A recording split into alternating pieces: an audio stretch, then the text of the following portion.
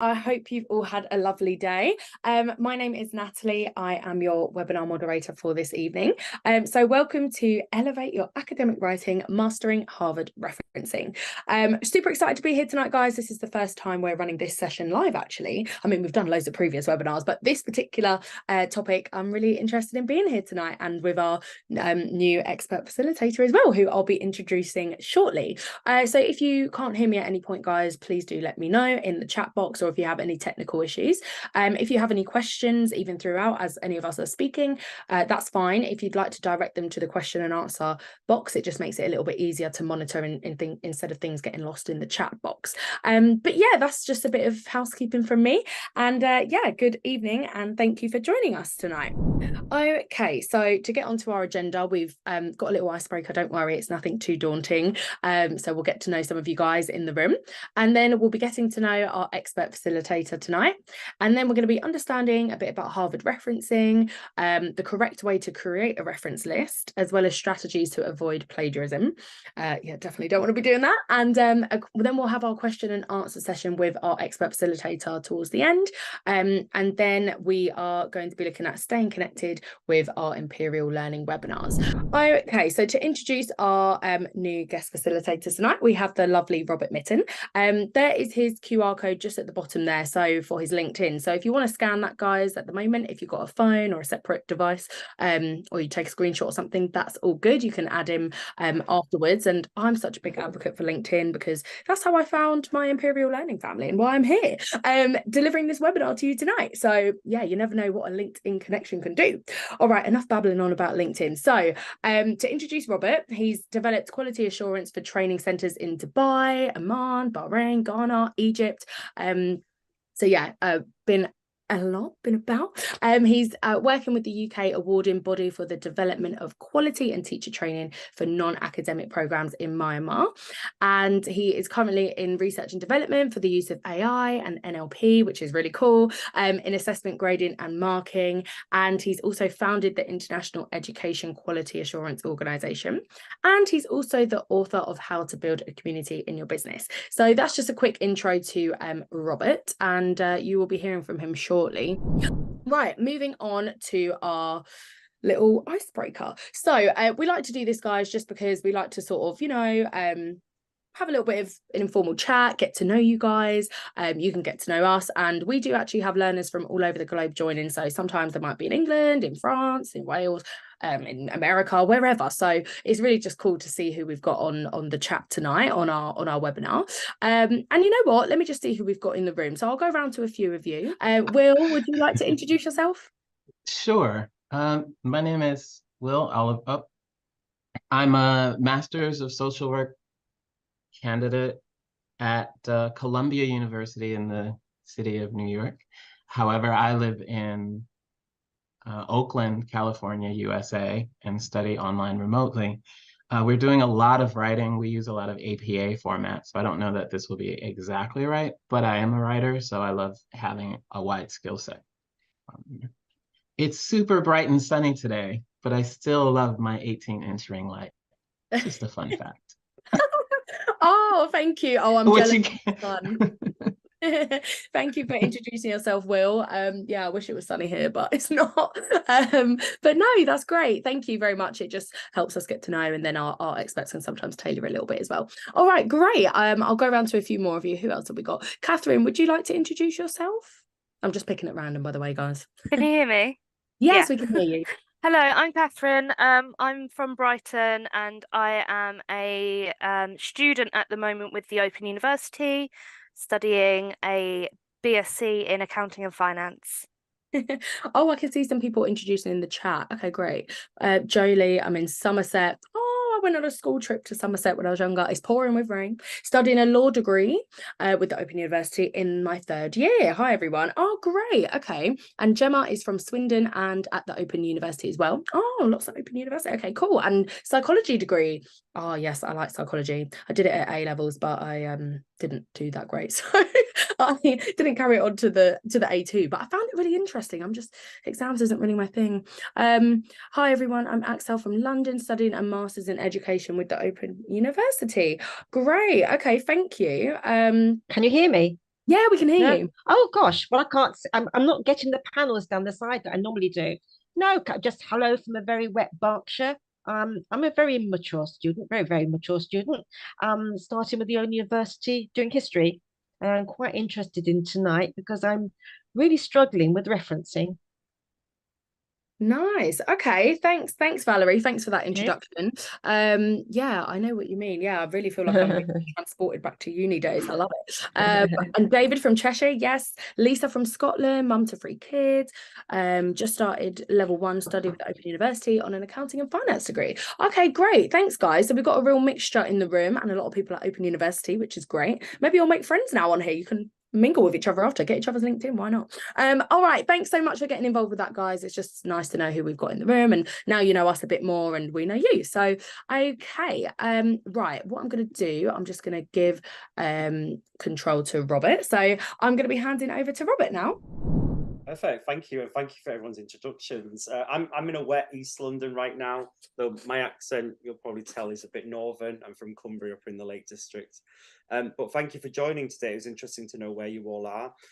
Throughout today's session, we're going to be covering quite a few key areas, so we've broken it down into different sections.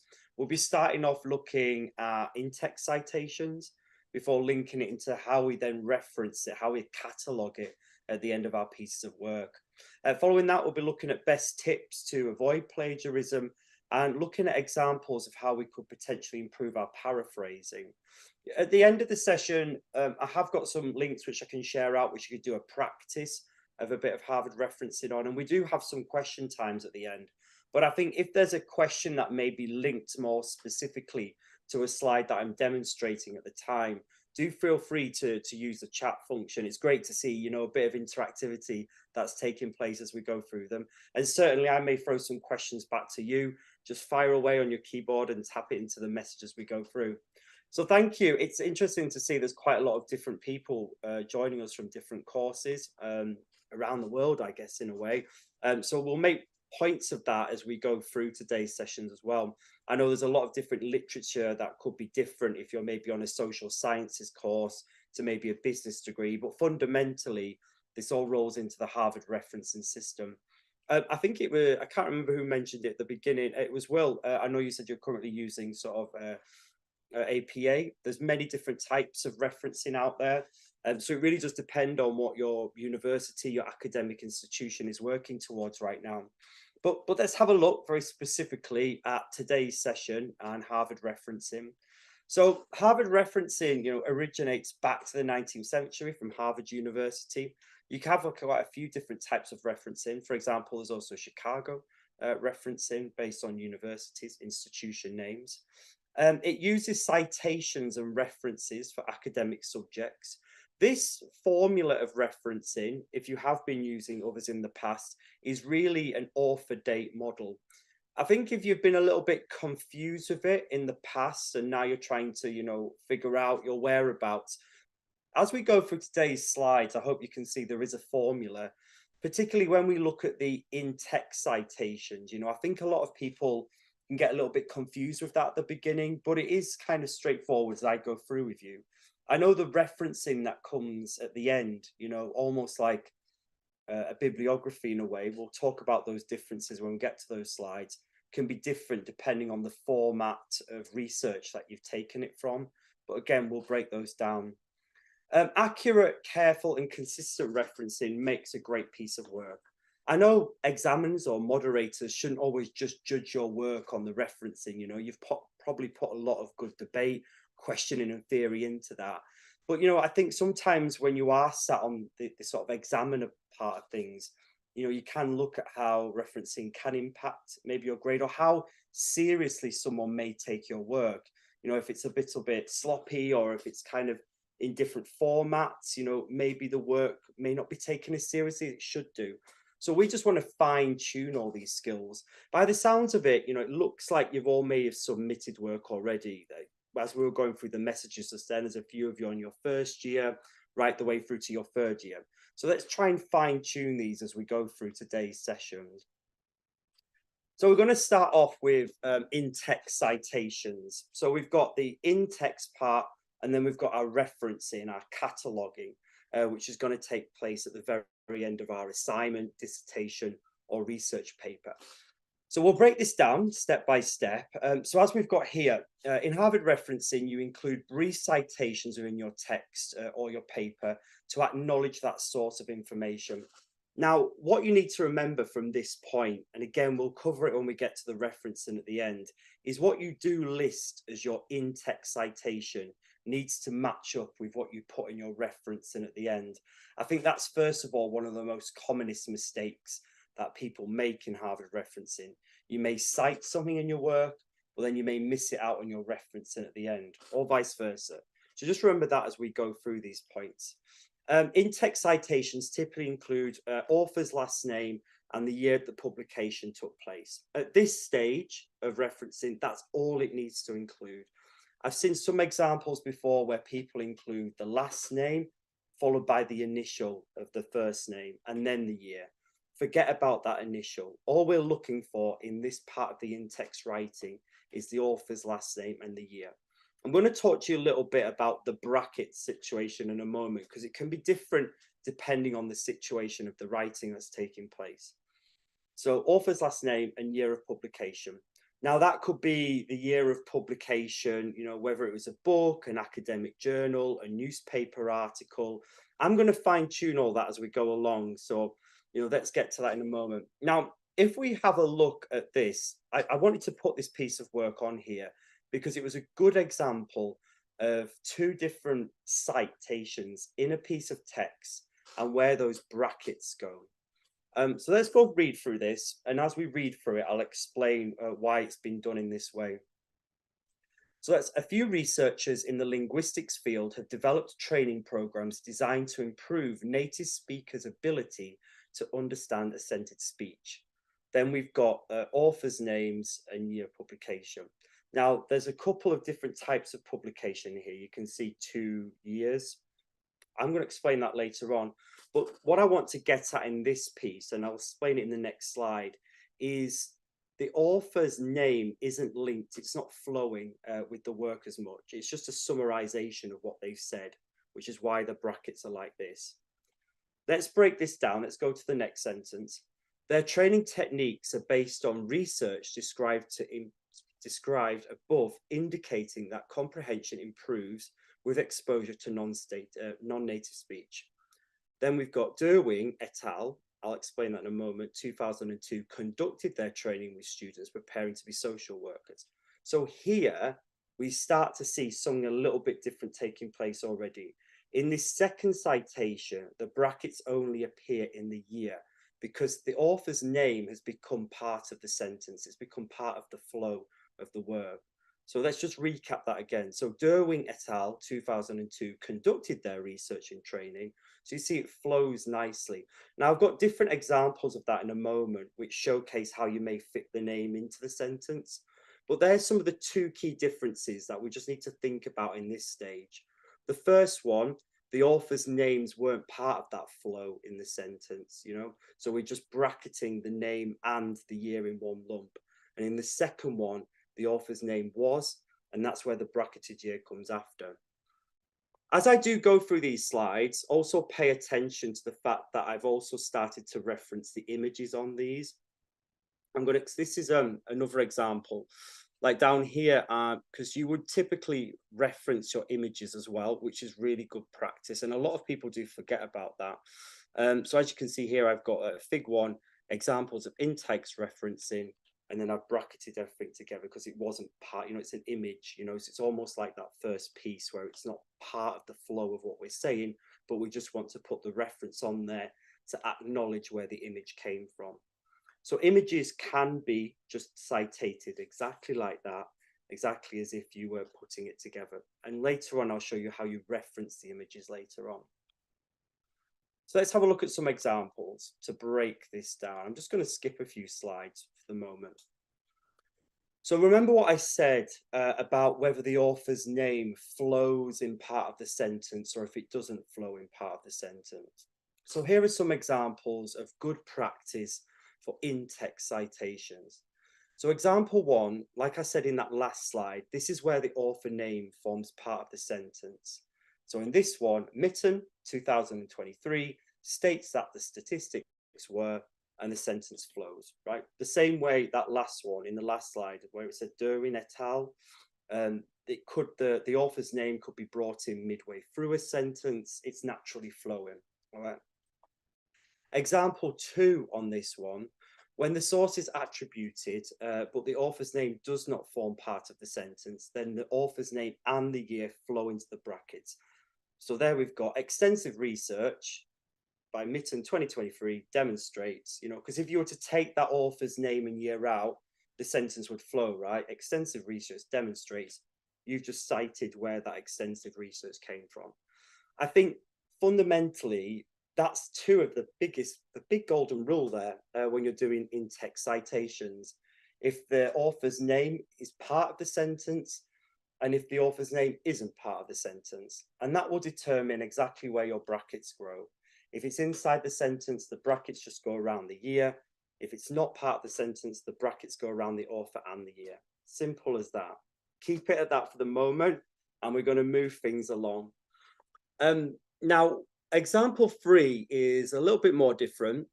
So when citing a direct quote, you must then include page numbers. So here's a little bit of the difference. Because if you were just bringing in the work by paraphrasing, or if you were forming it as part of the sentence, you would just put the author's name and the year. But if there was a direct quote involved, you would now add the page number. And that's just a slight difference in there. So in this one, as you can see, I've got a quotation. The results have been said to be, operating at optimal levels of success. Mitton 2023, page 23. Again, that golden rule that I told you initially still applies, because, you know, the author's name, Mitton, doesn't flow in part of the sentence, exactly like example 2. The only difference that we've put on this one is that we've included a page number because it's a direct quote. So still the golden rule applies. It's just that we've added a page number. So author becoming part of the sentence, or just author mentioned into the sentence. Now, I'm going to go back and forth throughout these slides, because if we just cast our mind back to this first part, you may notice there was a couple of things on this slide with the author's names.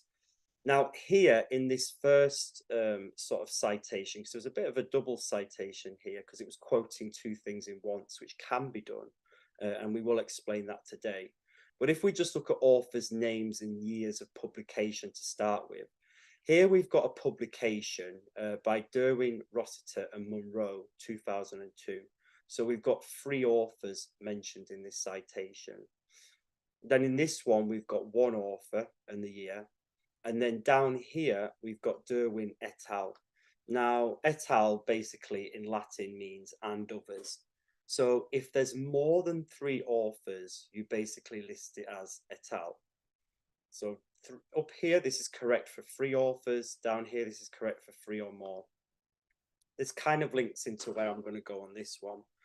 So if you're just citing 1 author in the in-text citation, you just put their name. 2 authors, you know, Mitton and Johnson. 3 authors, Mitton, Johnson and Potter. And if there's anything more than 4, whether it's 4, 5, 6, however many, it's Mitton et al., which in Latin is and others. Now, that's how you'd put it in the in-text citation. The referencing at the back of your work, you would put, if it was 4 or more authors, you'd put all of the authors' names down in there. But just for the in-text citation, to make the work a little bit neat and tidy and not to disrupt your flow of writing, et al. Is good practice and the best one to use. Now, notice down here, just at the side of the table, I've put the brackets would change depending on the citation, right? So like here, sticking to my golden rule that I've mentioned in that first slide, if Mitton et al., Mitton and all these other authors form part of the sentence, like according to Mitton et al., the statistics were at the highest they've been in 5 years, right? It flows, right? If it wasn't part of the sentence, like we just saw in those examples, then again, the same rules apply. The brackets would cover the full author name and the et al. And the 2008. exactly how you've seen it in that example from my first sheet. Let's go, here we are. So there we go. So Derwin et al. 2002. So always remember that golden rule of the brackets, if it forms part of the sentence or if it's not. And then always remember, in text citations to your Harvard reference and style, you also think about how many authors are in the work. And this is exactly how a moderator, a marker, an examiner would expect to see the in-text citations of your work. As I'm doing this, I know we've got some questions at the end, but like I said, if there's something that pops up specifically, you know, do drop something into the chat. I've got a bit of a test for you. First of all, let's go through these 3 citations and in-text citations, and I just want you to throw them at me if they're correct or not. So let's start with the top bullet point. There is some evidence, Mitton 2019, that these figures are correct. So do you think the way that in-text citation, is it correct or incorrect? So we've got one. Incorrect. Yeah, I think there's a few. Yes, it's incorrect. I've got like an answer to show you them in a moment anyway. There's quite a few coming through. Thank you. Thank you, Will, that came off. Mew, Lisa, Valerie, Brian, brilliant. So the next one, Mitton 2009 has provided in-depth evidence that the figures are incorrect. What are we saying? Correct, incorrect? It's like, place your bets now, please. Rian is saying correct. Valerie's correct. Yes, yes, you're correct. Amazing. Reads nicely. Yeah. Sorry? Said reads nicely. Yeah, it reads nicely. Like I said, the author is formed part of the sentence. That's the main thing. The next one, slightly different to what I've told you, but Mitton argues that the figures are a poor estimation of the true scale of the issue. Yes, is so this one, if we were following Harvard, is right, because again, the Mitton flows in there. I actually put on my next set of slides the accuracy of them. So you've got the first one, you were correct. There is some evidence that these figures are correct. In that one, that bracket should begin with the author's first name. In this second sentence, Mitton 2019 has provided in-depth evidence that the figures are incorrect. I think some of you on this third one, myself and our moderators did check these, we're fine with this being correct. So Mitton argues that the figures are a poor estimation of the true scale of their issue. Now, the only thing that is a little bit incorrect on that one is the quotation. So I think, you know, there's a bit of on there. So fine, keep them coming in. If there's something that you're not sure on, if it was confusing, do let me know. This one, it should have been, I get what you're saying, actually, this last one, because you put the page number, don't you, if there's a quotation, and I think that was missing. When I did the original slides, I think it did have a quotation. When they got redone, the quotations were removed. So if you were to quote Mitton, quotation argues that the figures are a poor estimation of the true scale of the issue, then that would be correct. It's just those quotations were missing. And I think that might have just thrown a few people off. So you're quite right on that one. The page number only comes with the quotations on there as well. So good examples. We're kind of going through this a little bit more. I'm staying with the fact of in-text citations still for the moment. So we've just shown you about authors, right? And we've got that whole concept of flowing and not flowing in the sentence and how to cite multiple authors at once. But then you may be wanting to cite things such as newspaper articles, journals. Whilst the majority of them will have an author, the form of publication, some of them may not. So in that instance, you can cite maybe the website that was part of.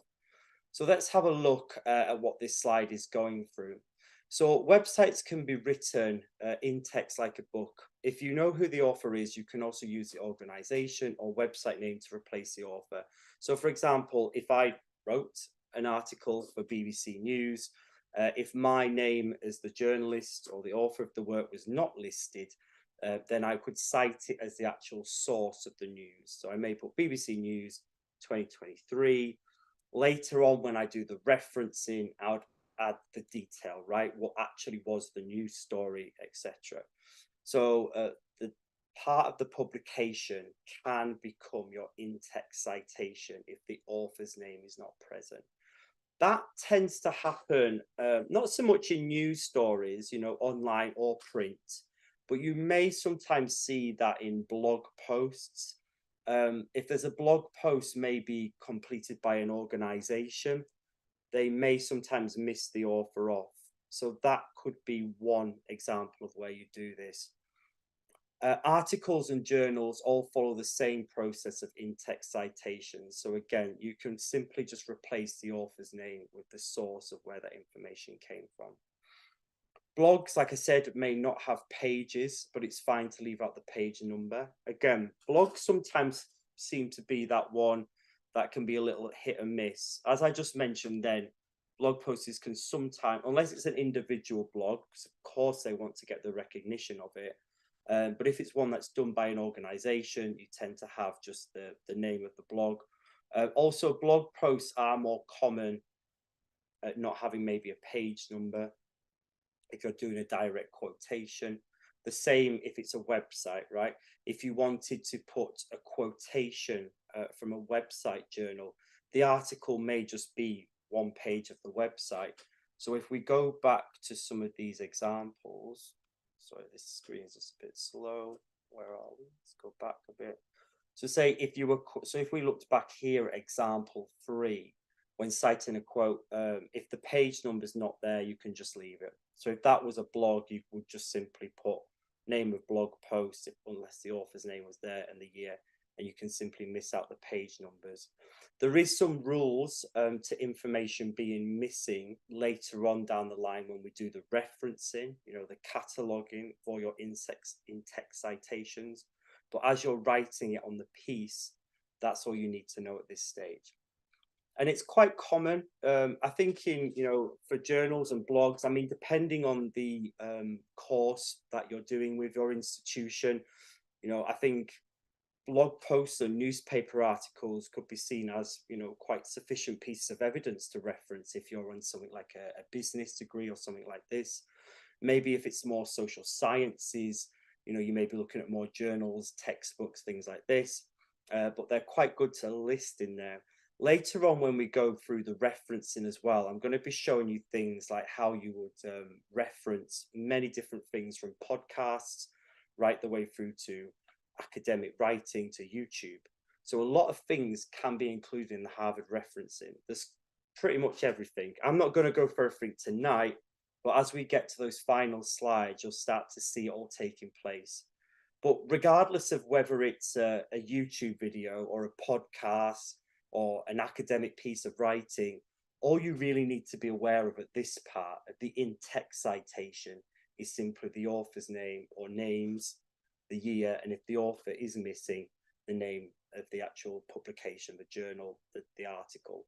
It's later on that we go into that fine tuning. Now, I wanted to just touch upon that quotation a lot.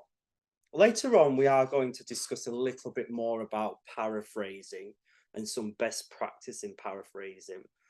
Now, I've just told you the way to quote something and in-text cite it, but what I didn't tell you about then was if you're doing really good practice in Harvard referencing, that's how you would typically do it if the quotation was, say, something like 30 words or under. There can be a difference if the quotation that you're making is over 30 words. Now, to be honest, if I go back to my last master's degree, I don't think I had many quotes that were over 30 words, to be fair with you. I think in academia, you could often have that give or take, 10% in that count. But let's just have a look at this slide, and I'll go through these examples, read them out to you, how this would be written and presented in your in-text citation. So as I just mentioned earlier, you must include the page numbers or numbers with the in-text citation when you're giving a direct quotation into the sentence. And that's the only time you would include that page number. The golden rule in the way you present it is you use single quotation marks to enclose the short quotations. And this is what would typically happen if the sentence or sentences are less than 30 words. So let's go and have a look at this example in the blue on the top one. So there seems to be a consensus amongst scientists and advisors that experiments mean high quality standards in policy development. Mitton, 2008, page 432. Okay, so we've got a good example there of a quotation from a book, and it's done in the correct in-text citation. The author's name didn't flow as part of the sentence. So again, going back to our golden rule, we've got the brackets beginning of the author. The next one, and I'll read it out to you, and then I'll explain the layout a little bit more, is what would be used in good practice if the quotation was longer than 30 words. So let's break this down. So if we look at the blue writing, so new business studies of organizations in the 1980s are largely categorized by an emphasis of diffusion, isomorphism, and decoupling. That's the bit that's written by the person producing the work. Then this sort of next paragraph that's coming down is the quotation. No quotation marks are usually given in this format. So the new institutionalism in the organization, I'm not going to read it all out, but ... And then you can see at the very end, because the authors in this case didn't form part of the writing, their brackets are at either side. But this is how you do it. So you've got that introduction, and then you have the quotation, the large quotation at the end. So again, going back to that piece of writing in black at the top, a direct quote more than 30 words long is intended to form this text margin block, and it's single line spacing. The other thing that should be on here as well, and sometimes what other people do, is it may also sometimes be in an italics format, but this is typically what would be done. Yeah, Will, do you want to unmute yourself? You can ask a question. Yes, I appreciate the teamwork. I'm wondering about punctuation in these two examples. In the first one with the short form quotation, in the parentheses, there are no commas between the author name, the year, and there's no period at the end. Should there be or no? And then at the last one, I see there's the 1 comma. Should there be one between the year and the page? So usually, yeah, you would put that comma between the author and the year. So yeah, that maybe been error on the slides on that part, but very good on spotting that one out. So thank you. So we will move on then, but you're quite right. I'm actually, when we go into the referencing, I'm going to make a little bit more comments on that as we go through it in the in-flight referencing. So I'll pick you back up on that one, Will, as we go through. Okay, and between the year and the page as well? So you would just typically have the author's name, and then we've got the comma and the year, whether it's in the brackets or out, so you have author, comma, year, and then you've got whether you use the brackets inside the text if it's in the flow or if it's not. So yeah, that comma should be there. You're quite right. Okay, and if the page is there, there's a second comma. Yeah, you can put the page there with a period. Absolutely. Okay, all right, thank you. So, and again, there's just a bit of an error on the slides, so thank you for that one. If I pick anything up, it's good to challenge me. So we're going to move on to showcasing the argument. Oh, I don't know if I got so I think someone's on the mouse. So if you have an argument in your text, now I know when I was doing like my business masters, many different things like this, you want to often build up an argument. This is what often, differentiates, say, higher education from maybe your pre-university courses. Now, in this type of work, you want to showcase the argument. It's good practice. You want to really refine your critical argument skills in the piece of writing. So if you wanted to showcase an argument in the work, you can do this by simply putting semicolons into it. So let's just say you've made reference to an argument that's taking place in your work, and now you want to write about it. So let's have a look at the blue part of this one first of all. And again, thank you there. I think, we've got like a little bit of differentiation here on the commas, so apologies for that. So several writers, so if the piece of work was taking place in this one, several writers have argued for recognition for the new system to be implemented. And in this argument, the person had cited the work from 3 different authors: Mitton 2020, Hammond 2021, and Peacock 2023. And again, you know, we would put those commas between them. So if I had been putting an argument over to say why a business management needed to be structured with transcultural leadership, I may put that into my sentence. And then I may also put then, you know, this has been argued several times and it's been by these particular authors. So good, that's a really good practice if you're trying to build argument up in your text and something to make reference to. I think as we go along, you know, do make notes of where these slides are, because we will come back to them as we're making the final reference one. Now, how many of you are maybe doing something such as social sciences?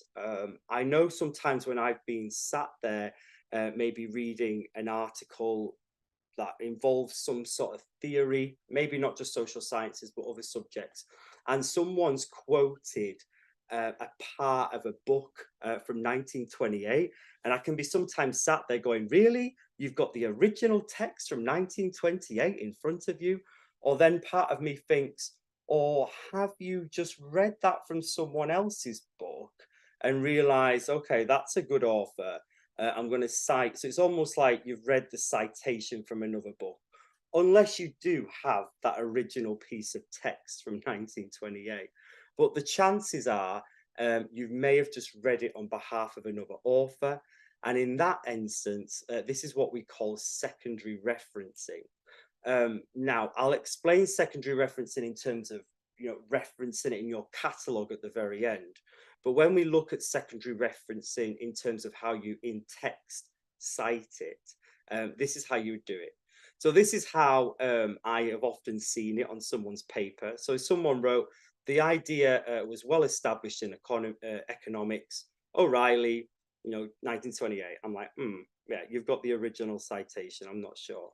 If you really wanted to second, so say if you actually read a book by Mitton 2019, and inside that book, Mitton had cited the work of O'Reilly from 1928. This is called secondary referencing. And again, a good piece of a good example, a good piece of practice for this would be O'Reilly 2018 as cited by Mitton 2019.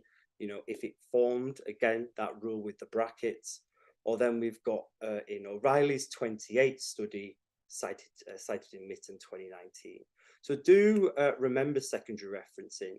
I think if you were to put it like this, not only is it good practice, I think it showcases your ability and skill. And again, if you're putting together quite a big piece of work, a constructive piece of work, it just shows that level of ability. I personally think, you know, if you're at that level and you feel confident already within text citations, using things like secondary referencing that I've just made reference to, and using things such as, you know, building up the argument with multiple authors, that really does showcase and fine tune your skills and ability. Many people on this session are going to be at different abilities. So, you know, start with the basics and start to build up these areas such as secondary referencing. I'm just going to a couple of things on the chat before I move. I know I need to pick up my pace a little bit as well. Should the long quotations, no. So the rule with the quotations is that if the quote is 30 words or under, you put it in the single quotations. If it's over 30 words, you follow that rule that I mentioned to you. So only in very sort of quite big situations that you might use that over 30 words, maybe if you're quoting a part of a speech or something like this. Just going back to the chat, very nice. I didn't know how to manage multiple authors tightly at the end of a paragraph. Great. Secondary referencing is great. It's one of the biggest skills you could probably pick up, because again, it's like, unless you do have the original manuscript from those days, that's good. So they're the principles of in-text citation. Now, what we want to have a look at now is a reference list. Now, some of you may have called this maybe a bibliography before. Tends to be reference list. There's a difference, is where I'm going to it. In Harvard referencing, we tend to just use the term reference list, because all we're doing is we're referencing the work that we've cited in the text already. If it's a bibliography, you're also referencing the work that you haven't cited, but maybe helped you come towards your conclusions or theories. So, for example, in a dissertation, prior to you writing it, you've probably done a lot of literature reviews, and you may have done just a lot of forward reading to then come to the conclusion of what you wanted to write about. And if it was a bibliography, you'd include those pieces in the reference, even though they're not cited. But Harvard Reference tends to just stick to a reference list, a list of what's cited in the text. So just be aware there are differences between reference lists and citations. A reference list in Harvard referencing flows in alphabetical order. So you start with the author's name, so A down so on. If you are including websites or blogs that didn't have an author's name and it just had the name of the date, you would again start it with that alphabetical order reference. There are really good features on writing software, such as Microsoft Word, for example, has some great features that sorts it if you were to highlight it all. The reference for Harvard referencing always flows in the order of author and their names. And in this case, you do put the initial letter. We're going to have a look at some examples as well in a moment. And its most common error in students, like I mentioned at the beginning, is that they miss off the things that they've cited. So make sure you do a double scan, a check of what you've cited. Even if you were, when I showed you those examples of, arguments, each of those authors' names in those arguments would need to be cited. You would also cite the work of the secondary reference as well. You would put the secondary reference authors, because that's technically the work that you've read. Let's have a look at some of these. I don't know if this is clear to a lot of people. I'm going to also bring some up of my own. So as you can see in this example, we have an alphabetical list that's developed. This top one is a good example of a book reference. So here we've got two authors, and as you can see now, we have the author's initials. As I mentioned earlier on, the author's initials wouldn't appear in the citation. It would only appear in the referencing at the very end. So we start off with authors' names and initials, and they would flow in that order, last name, comma, first name, and if there's a second one, and so on. You always have the year in brackets that would follow that. Now, the word that always appears in italics in this one is always the name of the publication. So as you can see in this one, the italics is, what the author wrote. This happened to be Pickard's Manual of Operative Dentistry, 9th edition. Now, in the book reference, you would then write down the place in which the book was published, followed by the publisher. Now, moving down, let's have a couple of another ones. This next one that I've written here is a good example of a digital book. So here, the same rule applies as you have done with a normal book. We've got the author's last name, initial, followed by the year of publication. We've got, again, I don't know if you can make it out on this one, but there is an italics format on there. The book is called The Sunrise. Now, how we do this here is very similar. You would have available at, you would link the website on there. So the website in which the book came from. Now, you would use in a digital book in good practice, because in a digital book like a Kindle, you've downloaded the book. And I think this is what can be very different to the term, available at. Because if we just have a look at some of these examples on here, on this example of the digital book, we've got downloaded on the 17th of June, 2015, because this was a digital book downloaded onto a device.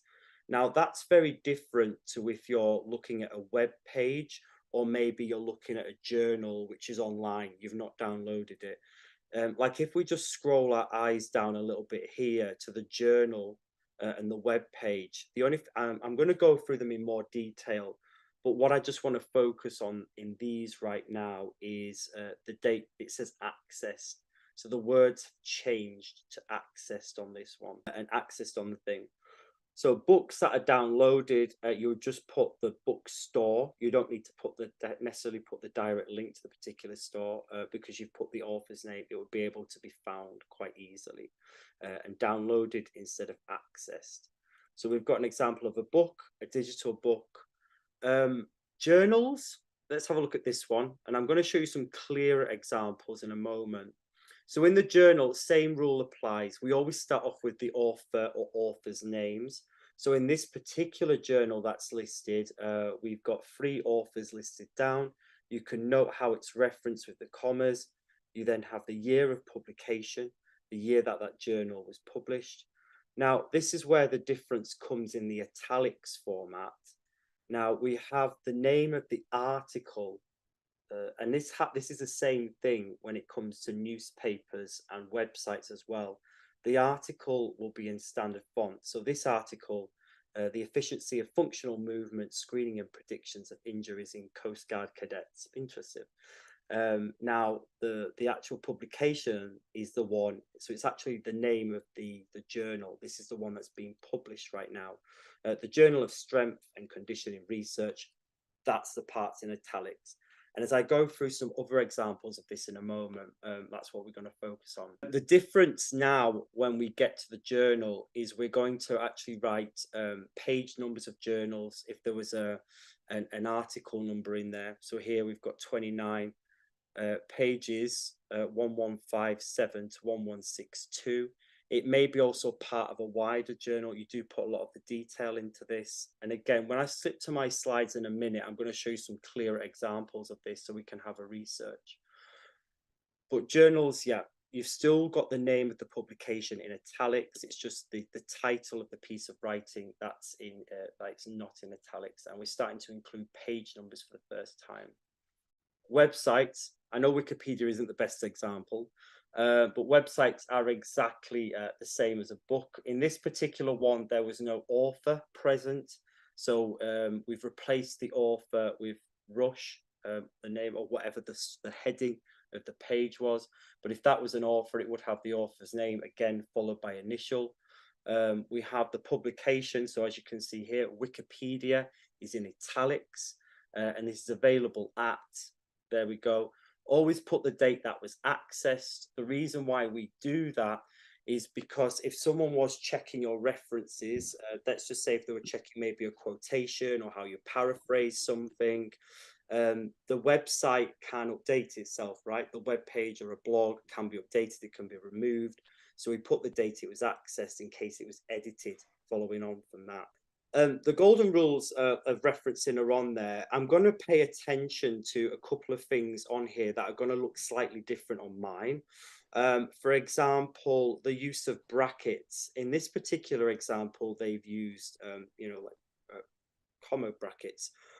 Typically, there's no massive rule or correction of it, but I often think best practice is to use the squared brackets, and that's when I want to jump through into mine. I just want to jump a couple of spaces ahead to show you some examples here. Now, again, I can only apologize because I'd created these slides, and when they've been redone, people have missed out the italics, which is where I think a few of my issues are coming from. Yeah, I just want to scroll down to the third bullet point. This is how you would, cite, reference a printed newspaper. So here you've quoted it, you've in-text citationed it as topping P 2020. Now we're going to put it into this part. So now we've got the author, comma, initial, year. The author's piece of work is there. Not all heroes wear capes. Then we have the publication, the Telegraph. When I wrote this, that was in italics. It should be in italics. And then you've got the year and the page number of that particular printed newspaper. Now, again, under that, the final blog, you've got, again, the author, the year of publication. Now, this could be the author's blog is called The Unknown World. That would remain in, standard text. The word read it would be in italics because that's the publication, and that will be available from. Now, notice, like I said on that last one, that my squared brackets is how I prefer to it. It's how I've always been taught it. I think that's best practice. You will see people with the brackets, the circular brackets for this one. Now, I don't know how many of you, you can just put like a yes or a no. How many of you frequently use journals? I can imagine there's quite a lot of you. Because we're going to, yeah. There's a way to cite a journal using a DI number instead of a URL. Why would you do that? Let's just bring this down. A lot of journals, right? Yeah, I get you. I get you. Journals can have digital object identifiers. Now, if this is new terminology for you, it basically helps to identify the journal a lot quicker. Imagine if you do have that examiner that is checking your work and you kind of almost in a way want to make their work a little bit easier for them.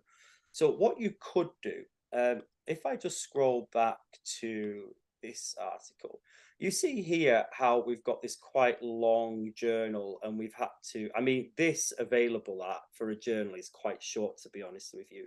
Usually the URLs of journals are quite long. It takes up quite a lot of space on your referencing list. When we go to do a journal with a DOI, so a DOI is a digital object finder. Now, usually when you are looking at the journal, you can often find the digital object identifier number within the journal piece. Usually it's at the beginning or not. If you can't find it, just make a note of this website right now, crossreference.org. If you wanted to tidy up your referencing at the very end, what I would suggest you to do is to go to crossreference.org, and when you get to that page, you'll be greeted by a main home page. Simply put search metadata, and then you'll have a little box that comes up, and you're able to put the journal name, the author name, and it will search for your DOI number. You could also do it in reverse. You could put a DOI number to find a reference. Why am I telling you to do that? Because when you look here, if you were to now reference the journal with a DOI number, it can just become a little bit more tidier. Because like I showed you in that other example, that was a pretty short URL, to be fair with you, for a journal. This just makes your referencing a bit tidier, a bit more slick. And also, like I said, for the person, the examiner who's looking at your work, it can just make their life a little bit easier. So again, a journal with a DOI is author's name and the year of publication. Again, apologies, that was there when I wrote these slides. Then you've got the title of their piece of work, developing platinum standard. The management online would be the bit in italics. Now, usually would use the part of online to make sure it's an online journal, because some journals could be offline. And in that one, we'll go through the slides in a moment. We've got the article numbers, the page numbers, and again, available from, but in this instance, we're writing the DOI number, the digital object identifier, instead of putting the long URL number. And always remember to put the date that it was accessed. And like I said, best practice for me would indicate putting that into those squared brackets. So we've got different things building up, right? I know there's a lot to take in. So many different types of references, so many different types of things that you can put into your reference list. I don't know if any of you have ever come across any books like this, you know, where the book has been written, say, by multiple authors, but then each chapter may have been written by a different author. So this is, if you were putting that into your in-text citation, you would write so say if in this example, this book is Surviving the Century, let's just say in your main text, you were citing the work of chapter 2, which was written here by Herman Scheer. So in your in-text citation, you would put Scheer H, right? Simply like that. You wouldn't put every author's name. You wouldn't use the et al. But when you are then putting it into the actual piece at the very end, you would write again Scheer H. So here are a little bit of not just the referencing, but how you would cite it. So according to Scheer, 2017, page 38, the greatest source of energy that is available to mankind is that we receive from the sun. And again, we've got another example here. What you would tend to put is that the work was edited as well. If you see ED in anything, so let's have a look at this example. So here we've got Scheer H 2017, renewable energy is the future in Garadet, H, brackets ed, because it's a total edited book. You can see now we're bringing the first author into it, Surviving the Century, and we've got the page numbers. Now, I know I've still got quite a lot to go through. Thank you for that comment on lots of journals. So I am going to start skipping through these slides a lot more. You would cite this essentially, that's how you would cite it. And if you were putting it into your references at the very end, you would be able to put, again, the author first. The author of that particular chapter would be the main thing that you were looking for. Now, I don't know if any of you would use these forms of citations yourself.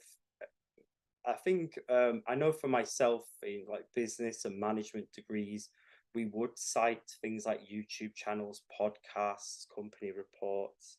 There's quite a lot of things you would cite.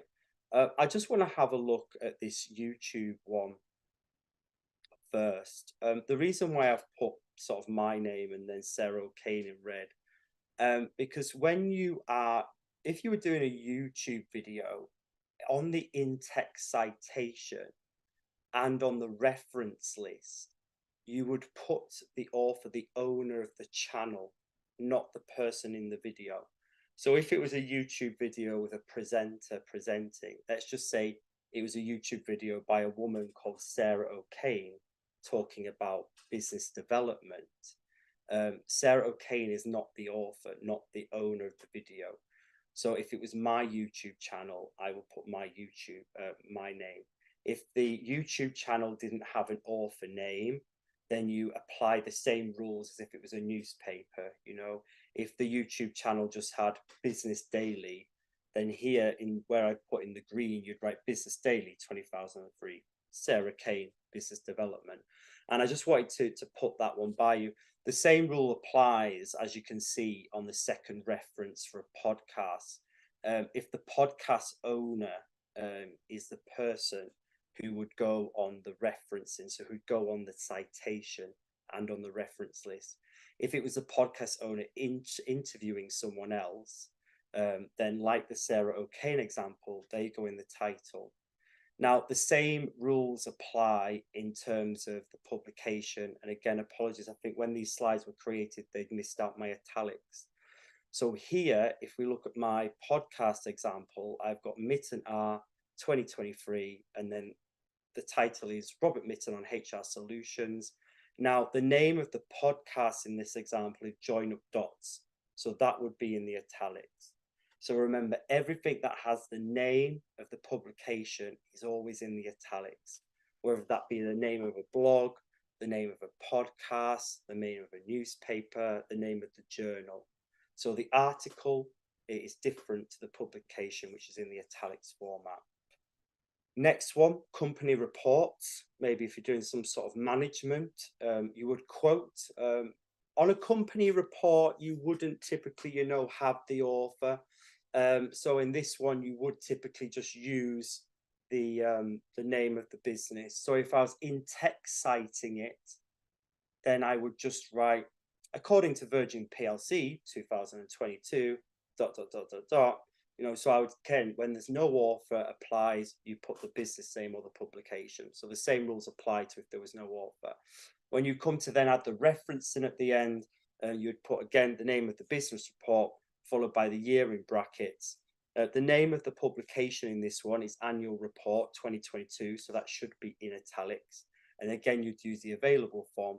And like I said, Access in my world would typically, you'll see people use different types of brackets, but best practice for me is in the square brackets. So we've got some examples there of using YouTubes, podcasts, of company reports. We're trying to have a look. Always cited the same. It's just very different when you are then putting the reference list together at the end. I mean, if you go online, you'll also see many different types of citations and references, as well as doing company reports. You've got ways in which you'd be able to reference things such as past dissertation papers, or maybe you'll be able to actually cite social media. I know earlier on, if you remember, I actually spoke to you about, how I showed you how to cite the image. Do you remember? And I put figure 1, and then I used the full closed brackets because it didn't form part of the structures what we were saying. But the image is still an important one.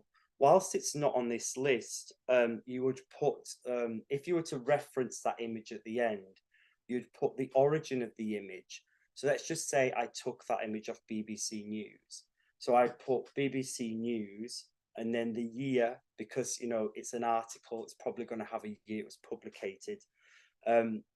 I would then put in brackets pic or image, and then I would put a description of the image.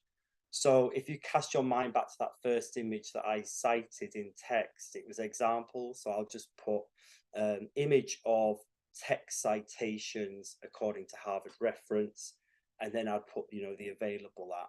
Now, whilst that's not on these slides, I just kind of wanted to bring that to your attention. I know not in all pieces of work you will use an image to reference, but again, that's a good thing to remember. And again, it just shows your level of detail and understanding with the Harvard reference systems. So what if things are missing? You know, I know earlier on we joked a little bit about how if, for example, the piece of work, you know, secondary referencing, for example, what if you did have that original manuscript or that book, but quite old or bits of it was missing? But that can happen also in quite a lot of modern day pieces as well. So we can use words that replace that. So if there's a missing author name, you could just put anon for anonymous. If you were to cite that, it would just be anon 2023. If you were to put that in your referencing list, anon would be with the A's at the top of the referencing list, because regardless of whether the author's name was there or not, we're still following that referencing list in alphabetical order. So no author or authors, anon is quite perfectly fine to be used. And again, excellent practice for Harvard referencing. If you have no date of publication given, so you'd put ND, basically, no date. So let's just have a look at an example of that, of an in-text citation. So if it was a thing with no date, you could just put according to Mitton, and then, you know, depending on your use of brackets, you could put ND, ... And then when you do the referencing at the end, you would just again put the ND instead of the year. So you would find that out. No place of publication is given. We only really use the publication if it's a printed book or a printed journal. I'm just going to jump back a few slides because I want to show you this. We didn't look at it in the past. If you've not yet looked at a book before and where all this information is, if you open a book, very simply on this first page, you have the author's name followed by the name of the book. It's on this second page. Yes, we will soon, Natalie. It's fine. I think I've got till about 7:15. We'll then use the place of publication up here. So usually it says like Oxford or a city, which is great. And then we usually have the years of publication. So we've got the place and the year. Now, if we go back to the next one, where are we? So yeah, if we go back to the next one, we have the year of publication. So that could be missing. If the place of publication, so it didn't have Oxford or anything like on there, you would use sine loco. That's probably my terribly bad Latin, but you can just use SL. But that's what it means in Latin. Basically, no place of publication, no use. Now, if the publisher was missing, quite one of the most lesser ones, but if the publication was missing, you can use SN. And if there was something else that was not known, you can just use NK. Now, again, those would just be put into your in-text citations alongside of the actual main referencing. So that's a little bit of things we're missing. So you're starting to build up now this big picture of the in-text citations and then also of what's going to be happening when we look at the actual reference list. Remember, it's a reference list, not a bibliography, which is most commonly used in Harvard referencing, but you can technically you still use the bibliography. So how do we avoid plagiarism in the first place? So what is plagiarism? And plagiarism is more common now, right, in terms of AI. As you saw on the slides at the beginning, I actually do a lot of work into AI and understanding grading systems. But basically, in a nutshell, plagiarism is a form of academic dishonesty. It's where we're either copying text or not giving credit to the original author. And I think that's the differences, right? I want to just go into a little bit really on how we avoid it in terms of paraphrasing, because I know we're running short of time. Paraphrasing is probably one of the biggest things that people tend to get wrong in a Harvard referencing system, or if we look at any other form of Harvard referencing. I just want to go through paraphrasing. Now, if you were to paraphrase, when you put that in text citation, remember you're not giving the direct quote. So no page number would be required on that one. But if you were to paraphrase or use any other form, let's have a look at how you could break this down, because we're not simply rearranging the words, which is what most people tend to do when they're looking at paraphrasing examples. So in terms of paraphrasing, the original example here is climate change. The climate change poses significant challenges to our environment and requires urgent action to mitigate its effects. So that's the original piece of work. Here's a good example of how you could re-paraphrase that. So the environment faces substantial challenges due to climate change, depending on immediate effects and abbreviate its impacts. Don't just rearrange the words, is what I'm trying to say with that. Don't try and claim that work as your own as well. Even if you're paraphrasing it, you need to give that link back to the original author. Because I think that's what people forget. People often tend to think that plagiarism is, not is copying the work over and dropping it in. But we still need to give credit to that original author. Like if you go through my slides for tonight, in those examples where I have used images, I've still made reference to that original author in the work. They're all really key things to important.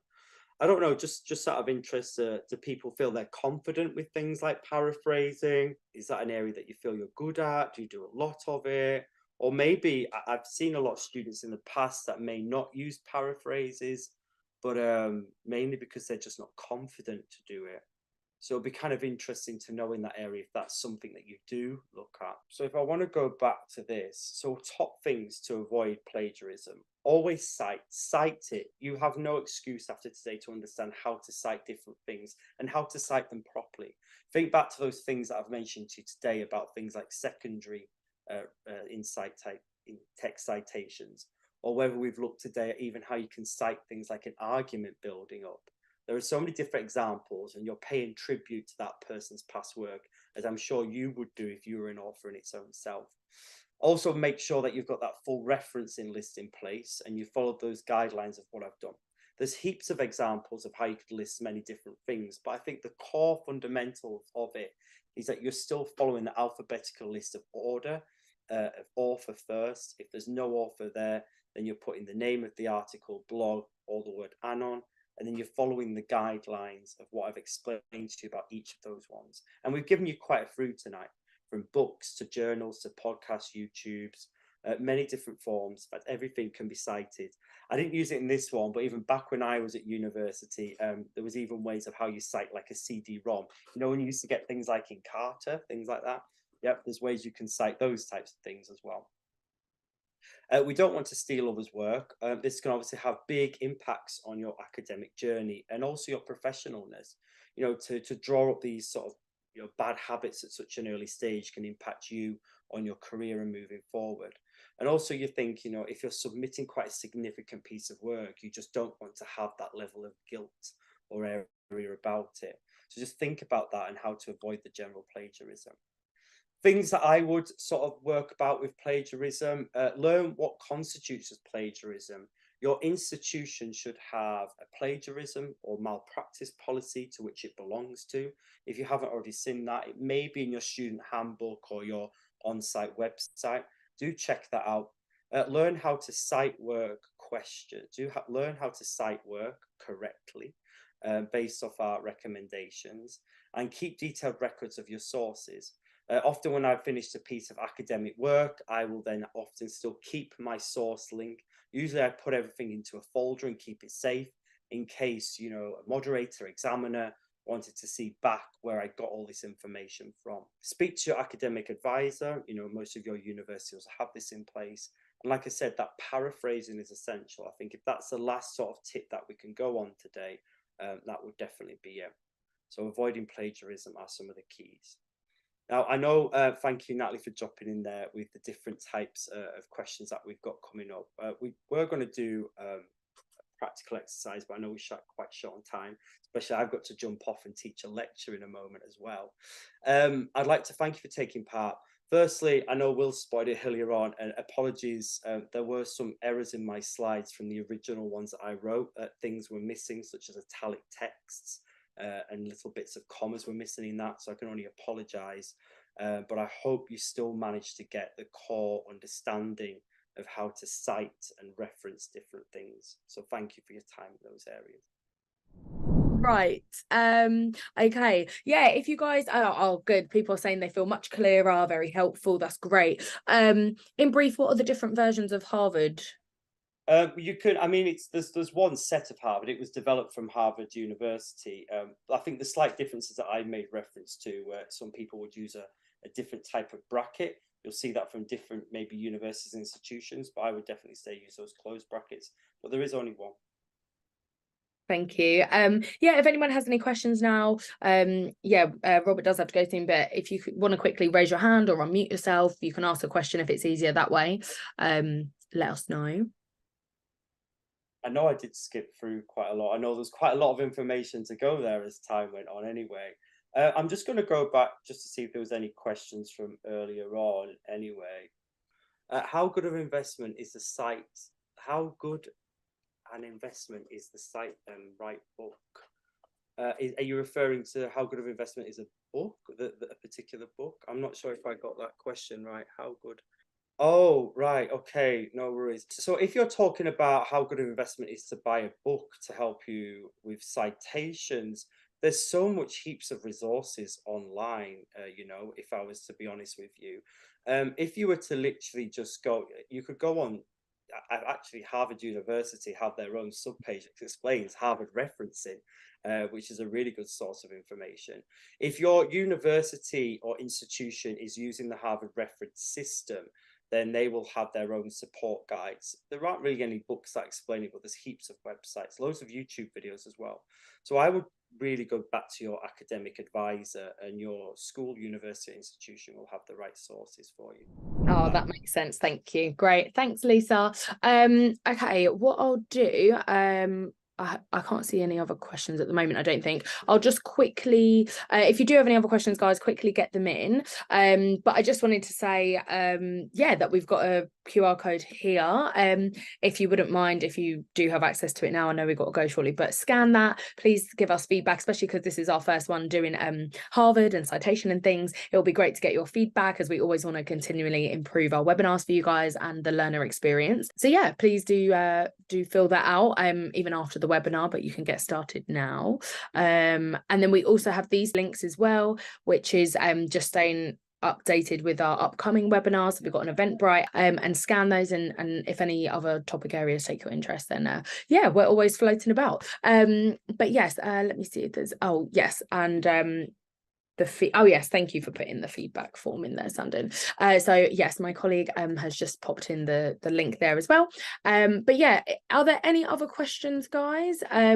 Or if you feel like you have taken everything on board, you can put a thumbs up in the chat just so we sort of know that there's no more questions. Let us know if you're thumbs up and ready to go and refer back to your notes and everything.